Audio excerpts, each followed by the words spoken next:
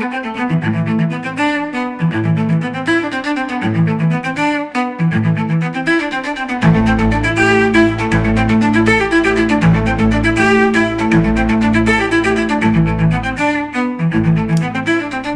alors ce matin j'ai relevé des interventions très intéressantes à propos des énergies renouvelables. Alors là vous allez voir, vous allez en avoir pour votre argent.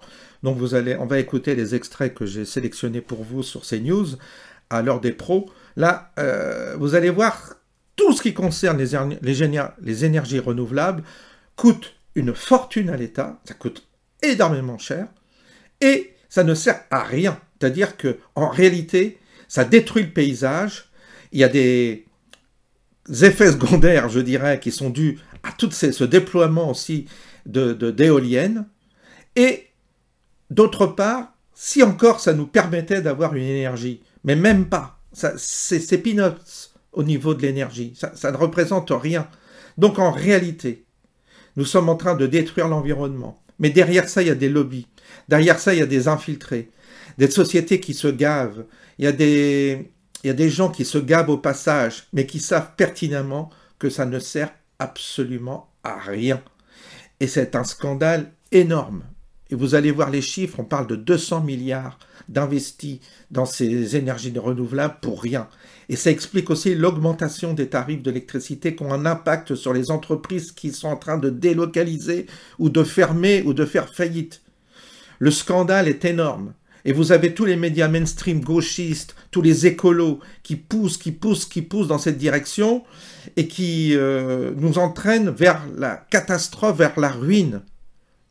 Il faut que les citoyens se saisissent de toutes ces informations, de tous ces éléments pour justement arrêter le massacre. Parce que là, on est en train de massacrer notre pays avec ce type de politique. Alors, je vous propose d'écouter, vous allez voir, c'est stupéfiant. Ce qu'il dit, le spécialiste en question, c'est stupéfiant. C'est énorme, quoi. Encore un scandale énorme. Je vous laisse écouter.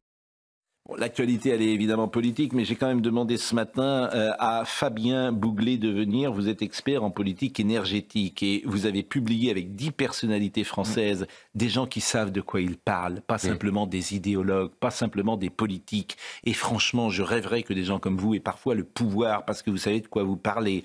10 personnalités françaises. Henri Proglio, c'est pas n'importe qui, ancien PDG de l'EDF. Louis Gallois, ancien dirigeant de la SNCF et d'Airbus. Vous publiez une tribune qui critique le développement accéléré des énergies renouvelables en France. Et pour cause, alors on en parlera tout à l'heure, mais c'est vrai que l'éolien ne sert à rien. Voilà, on va le dire comme ça, à grands traits, à rien. En fait, et ça coûte un pognon de dingue, et ça abîme le paysage, et c'est une honte. Voilà. Alors, vous avez à peu près résumé, mais en fait, voilà. La lettre, elle s'intitule « Nous dénonçons ». Une sorte de j'accuse énergétique, parce qu'au-delà des problèmes que vous soulignez, de problèmes de proximité de ces éoliennes, en réalité, et c'est pour cette raison que nous avons, avec ces 10 personnalités, écrit cette lettre, je pense que personne ne mesure l'extrême gravité de la situation de notre système énergétique avec l'installation de ces énergies intermittentes. Parce que, au-delà de la présence de ces éoliennes dans le paysage, elles créent une énorme perturbation de notre économie. Alors on en parle. Elles contribuent à l'augmentation des factures des Français. Elles ont augmenté de plus de 100%. Elles ont été doublées en quelques années. Elles contribuent à l'explosion du coût économique de l'entreprise et de la compétitivité de nos industries. Mais on en parlera évidemment. On a d'un côté un nucléaire qui est amorti, c'est-à-dire qui ne coûte pas grand-chose à la collectivité, et on a de l'autre côté, on voudrait installer dans les réseaux de l'électricité intermittente. Le problème, c'est que cette électricité intermittente est payée aux exploitants éoliens, qui ne sont pas français pour la plupart, et on doit adapter les réseaux. Écoutez bien, Pascal Praud. 200 milliards d'euros ont été annoncés par Enedis et RTE pour adapter les réseaux à l'intégration des éoliennes intermittentes. Et ça a quelles conséquences ? Eh bien, Madame Wargon, la patronne de la Commission de régulation de l'énergie, vient d'annoncer dans les médias qu'il y allait... Une autorité indépendante. Une autorité soi-disant indépendante. Mais qui soit dit... C'est une honte, les autorités indépendantes dans ce pays.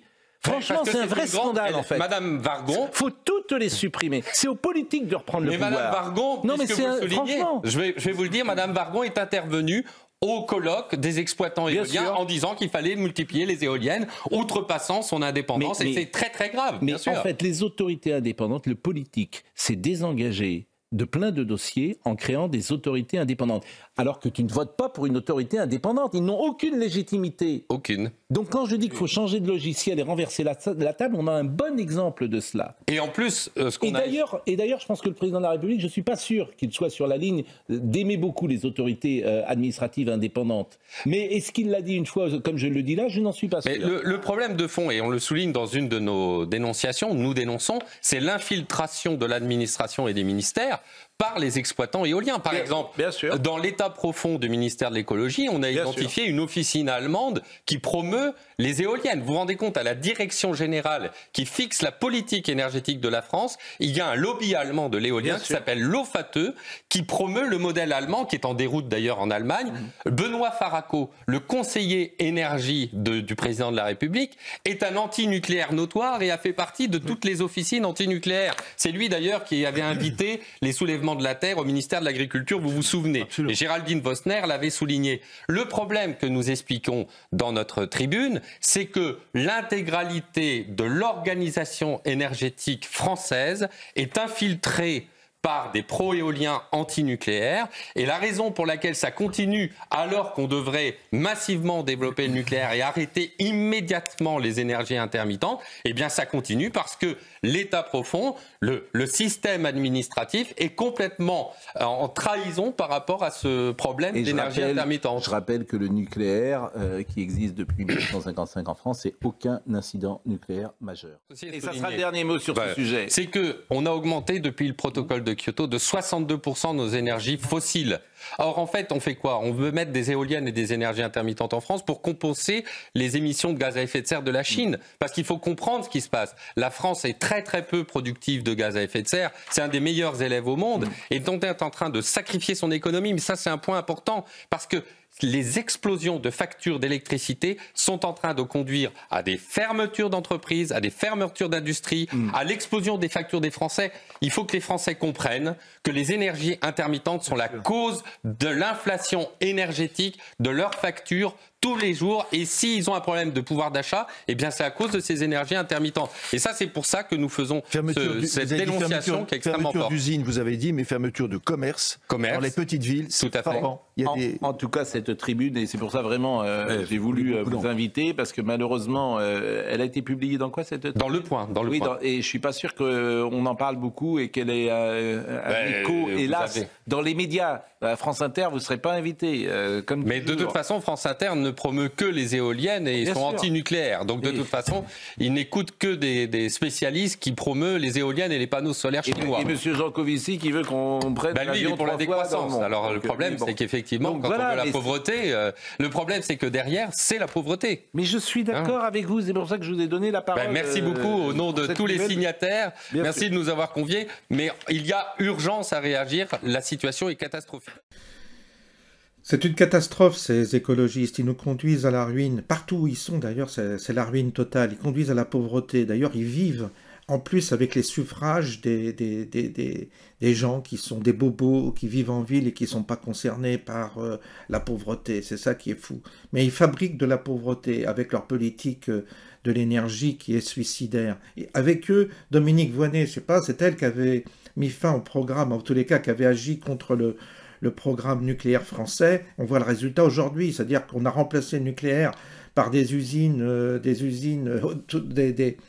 centrales à charbon, des centrales à pétrole ou des centrales au gaz, peu importe, mais des centrales qui utilisent des ressources, je dirais minérales, pour obtenir l'énergie, et ils ont refusé le nucléaire, ce qui fait qu'aujourd'hui, à cause d'eux, on a une inflation du prix de l'électricité avec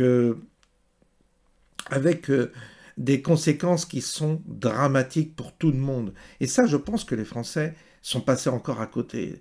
Ils sont tellement le nez dans le guidon que tout cela passe à la trappe et ils ne sont pas conscients. pas conscients qu'il y a une infiltration des gauchistes et des écolos dans plein d'administrations et que ces gens-là sont en train de détruire l'économie française et créer de la pauvreté. En fait, ces gens-là sont responsables de la pauvreté, de la destruction et des délocalisations, où les entreprises vont aller chercher de l'énergie moins chère. On a besoin vraiment de faire un grand nettoyage si on veut s'en sortir. Ou alors, on va vers le tiers-monde, et ça, c'est la responsabilité collective, comme j'ai dit, c'est la responsabilité de chacun, savoir où il va, pour qui il vote, et puis après, il ne faudra pas se plaindre si demain vous n'avez rien à becqueter. Bonne journée à tous.